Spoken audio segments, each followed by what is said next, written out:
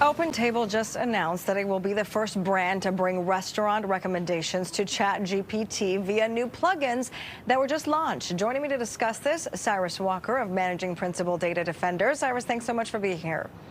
Thank you for having me. So I think we're still getting familiar with what ChatGPT is. How do you access it? What do you use it for? But this can be actually very practical. Can you kind of walk us through what some of this new technology is going to be able to do for us?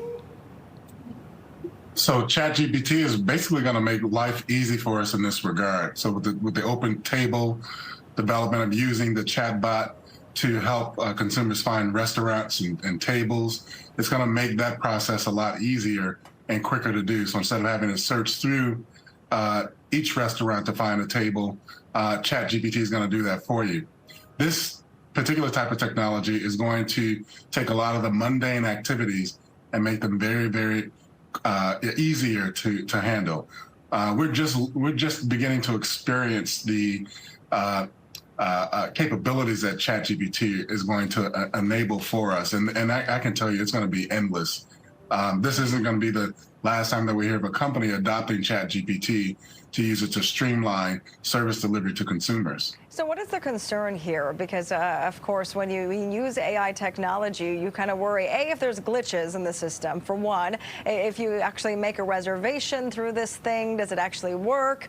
But also, you know, companies may be trying to influence where you go, what you do with how this spits out information. I mean, what's the concern with all this?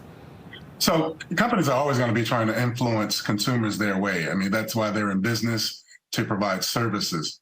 But the concern here is not necessarily with how ChatGPT is going to be used to make life easy.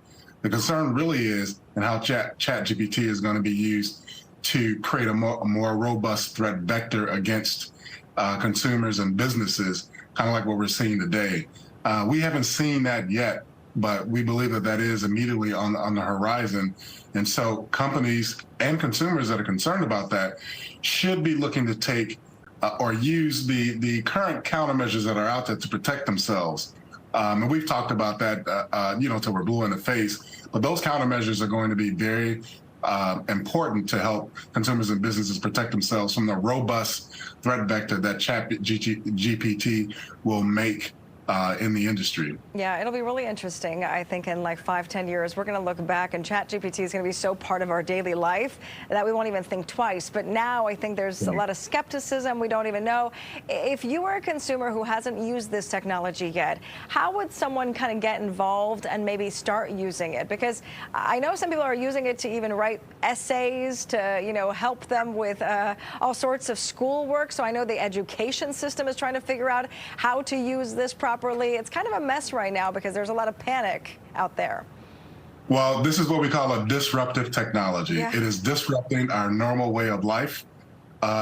Search engines, when Google and Yahoo and the other search engines came out, they were disruptors in our life. And now we see the next evolution of that. Right. People are still figuring out how to use ChatGPT or the impact that it's going to have on daily life or on their business workflows or whatever concern that there might be. We're seeing schools that are making decisions for and against. For instance, New York made a decision to ban ChatGPT altogether. Chicago is considering whether to ban ChatGPT. They see some benefit in allowing their students to use it. So it's going to be hit or miss depending on the institution or the region that is taking on this consideration. Yeah, that's why we have to keep having these conversations because we're constantly learning. So Cyrus Walker, thank you so much for your expertise tonight. Have a great weekend. You too. Thank you.